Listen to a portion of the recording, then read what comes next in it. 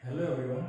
आज हम example number 2 देखेंगे चैप्टर 2 पॉलिनोमियल्स का, जिसमें हमें find the zeros of the quadratic polynomial and verify the relationship between the zeros and the coefficients. यानी जीरोस फाइंड करने हैं क्वाड्रेटिक पॉलिनोमियल के। क्वाड्रेटिक पॉलिनोमियल हमें गिवन है x² + 7x + 10। ये पॉलिनोमियल है और हमें इसके जीरोस फाइंड करके जीरोस और कोएफिशिएंट्स के बीच के रिलेशनशिप को वेरीफाई करना है। तो सबसे पहले क्या करना है, इसके कोएफिशिएंट लिख देने हैं कि a b and c। ठीक है, कि a इसमें क्या होगा, इसमें a की वैल्यू हो जाएगी x² का कोएफिशिएंट, खाली x² लिखा है यानी 1x²।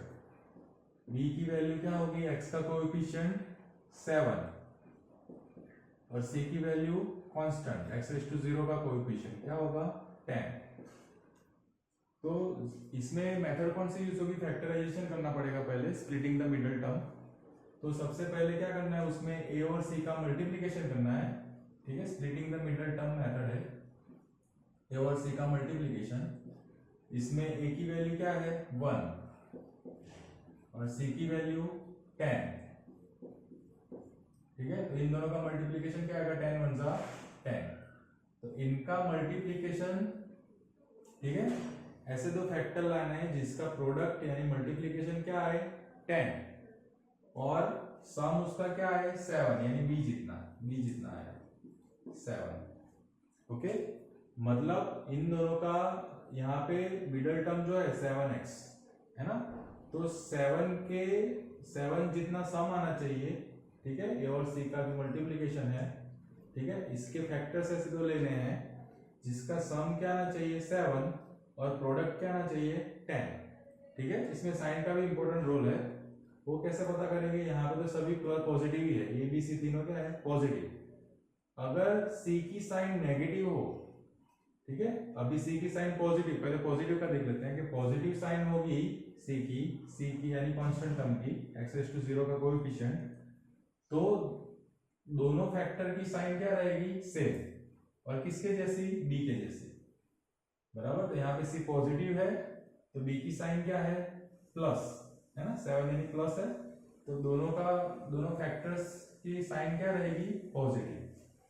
और अगर c की साइन पॉजिटिव है तो यहाँ पे अगर b की साइन नेगेटिव होती तो दोनों फैक्टर क्या होते नेगेटिव, यानी सेम रहते हैं। इन शॉर्ट, c की साइन जब पॉजिटिव हो तो दोनों फैक्टर की साइन क्या रहेगी सेम, किसके जैसी b के जैसी।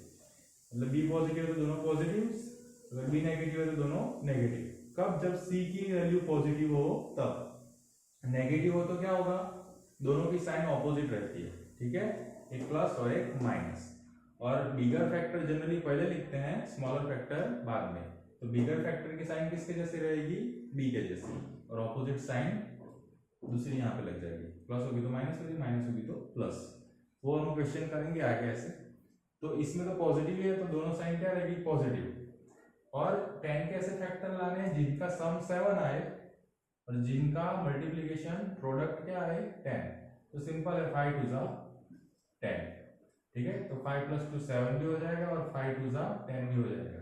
ठीक है, और एडिशन के हिसाब से भी 5 + 2 7, 5 प्लस प्लस है तो 5 2 जा 10। यहाँ पे सब पॉजिटिव है तो इसमें साइन की कोई दिक्कत रहेगी नहीं। ठीक है, तो जो ये हमने क्या किया, मिडिल टर्म को स्प्लिट किया कि जो 7 है उसको हम 5 और 2 के फॉर्म में लिखेंगे। कैसे, x के फॉर्म में। तो ये जो हमारा पॉलिनोमियल है उसके बराबर हम क्या लिखेंगे कि x² first and last term as it is रहेगा,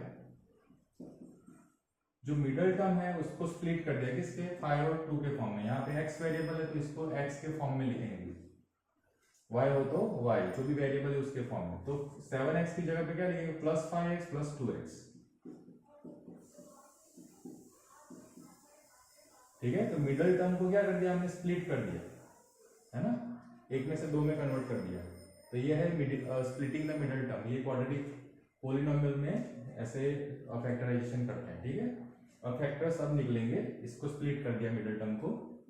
अब दो टर्म में से क्या करते हैं कॉमन निकालते हैं। तो फर्स्ट 2 टर्म में से कॉमन क्या निकलेगा x, यहाँ पे भी x है यहाँ पे भी x है, तो बाकी क्या रहेगा, फर्स्ट टर्म में x निकल रहा है x² है इसलिए x बचेगा, क्योंकि x × x x² हो जाएगा, मल्टीप्लाई करके देख लो, प्लस एक्स निकल रहा है तो क्या बचा खाली 5, मल्टीप्लाई करो तो x इंटू 5 यानी 5x हो जाएगा।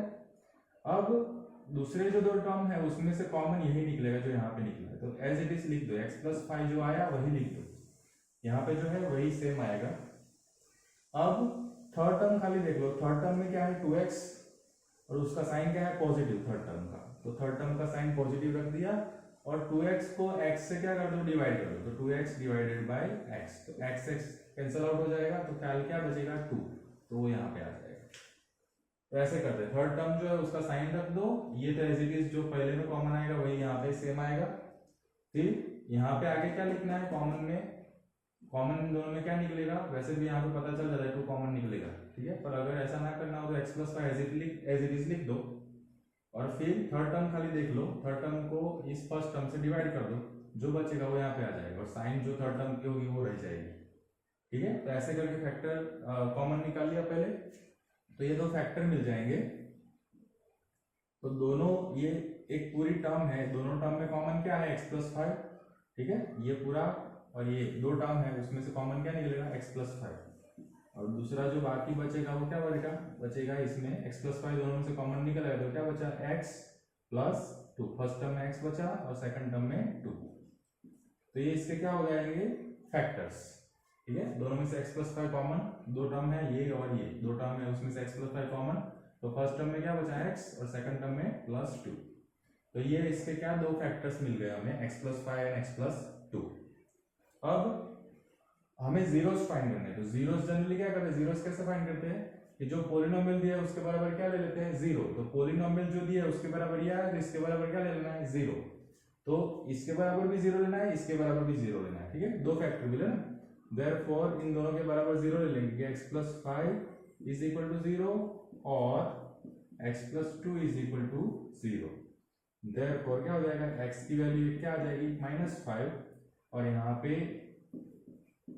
x की वैल्यू क्या है प्लस 2 उधर जाएगा तो -2, यहाँ पे प्लस 5 उधर जाएगा तो -5, 0 -5 यानी -5 बचेगा, 0 -2 -2, तो ये दोनों जीरोस मिले हमें, ठीक है, एक जीरोस को हम ले लेंगे अल्फा, इसको ले लेंगे बीटा, हमने वो रिलेशनशिप देखी थी आगे कैसे करना है, ठीक है। अब वेरीफाई करना है कि कोएफिशिएंट और जो relationship between zeros and coefficients के बीच, तो इसको मैं अभी मिटा देता हूं, ऐसे करके फैक्टर्स निकालना है। अब रिलेशनशिप अगर फाइंड करनी हो तो क्या करना है, फॉर्मूला हमारा कि सम ऑफ जीरोस का फॉर्मूला क्या है, सम ऑफ जीरोस यानी अल्फा प्लस बीटा, ये सम ऑफ जीरोस,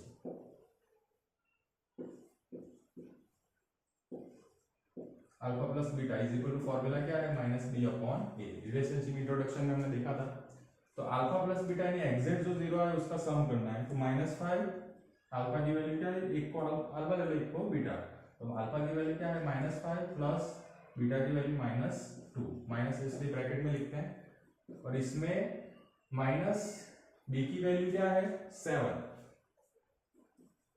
यहाँ पे कोएफिशिएंट के हिसाब से लेंगे और यहाँ पे एक्चुअल सम करेंगे जीरोस का, तो दोनों क्या आने चाहिए सेम, तो वेरीफाई हो जाएगा LHS इक्वल टू RHS, तो माइनस बी की वैल्यू 7, ए की वैल्यू 1, ठीक है, तो यहाँ पे क्या हो जाएगा माइनस, सिंप्लीफाई करते जाते हैं, माइनस प्लस माइनस ही होगा, ठीक है, माइनस प्लस मल्टीप्लीकेशन -2, -7/1 यानी क्या होगा -7 ही होगा, डिवीजन में 1 लिखो ना लिखो, ठीक है, तो -5 और -2 भी क्या होगा -7 ही होगा,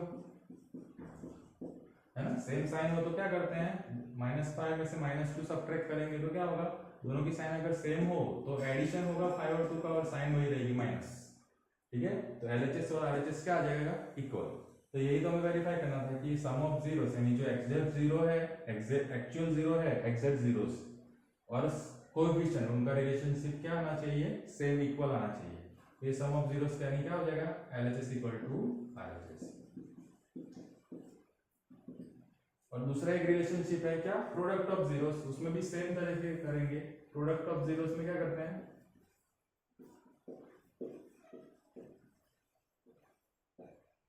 अल्फा इंटू बीटा, उसका रिलेशनशिप क्या है C/A, इनमें भी इक्वल आना चाहिए, दोनों रिलेशनशिप हमें फाइंड करनी है, ठीक है, तो इसमें मल्टीप्लाई करना है अल्फा इंटू बीटा यानी -5 इंटू -2, इज इक्वल टू सी की वैल्यू 10 अपॉन ए यानी 1, 10 अपॉन 1, ठीक है। तो माइनस माइनस मल्टीप्लीकेशन में क्या होता है प्लस, और 5 टू 10, और इधर भी 10/1 यानी 10 ही होगा, ठीक है। तो यहाँ पे भी क्या आ जाएगा, प्लस लिखो ना लिखो चलेगा, therefore LHS is equal to RHS। तो ये क्या हो जाएगा, वेरीफाई, तो product of zeros and sum of zeros, ये रिलेशनशिप हमें क्या करनी है, वेरीफाई करनी है कि दोनों जो एक्चुअल सम है और एक्चुअल प्रोडक्ट है वो कोएफिशिएंट के जो फॉर्मूला है उसके बराबर होनी चाहिए, -b/a उसमें -c/a, ठीक है। तो ये रिलेशनशिप भी क्या हो जाएगी, ये क्या हो गई, वेरीफाई। तो पहले जीरोस ऐसे फाइंड करने हैं और फिर रिलेशनशिप हमें ऐसे वेरीफाई करनी है। तो ऐसे और भी क्वेश्चन है, और जब सी की साइन नेगेटिव आएगी तब भी हम आगे क्या करना है देखेंगे, ठीक है। तो 1 बाय 1 करते जाएंगे। ये स्प्लिटिंग द मिडिल टर्म थी, ठीक है। 7x में से 5x और 2x कर दिया, फिर कॉमन निकाल के ये दो फैक्टर मिले, फिर जीरोस, ठीक है। जो फैक्टर्स मिले उसके बराबर जीरो ले लो, तो x की वैल्यू जो मिले वो क्या हो जाएंगी, जीरोस, फिर ऐसे रिलेशनशिप वेरीफाई कर देना है। तो ऐसे ही आगे क्वेश्चन और करेंगे। होप्स आपको ये वीडियो अच्छे से समझ में आया हो। Thanks for watching.